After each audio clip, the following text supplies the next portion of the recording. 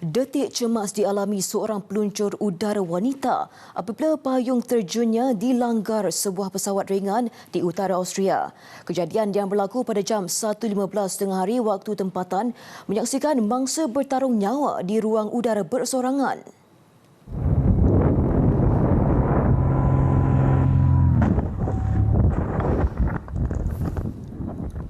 Pelanggaran pesawat Cessna 172 itu mengakibatkan wanita berkenaan berpusing beberapa kali bersama lilitan payung terjun yang rosak.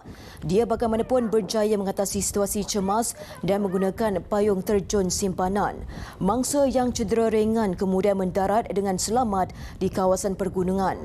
Juruterbang pesawat itu memaklumkan kepada polis bahawa keadaan sukar untuk mengelak pelanggaran terbabit, namun siasatan lanjut masih dijalankan.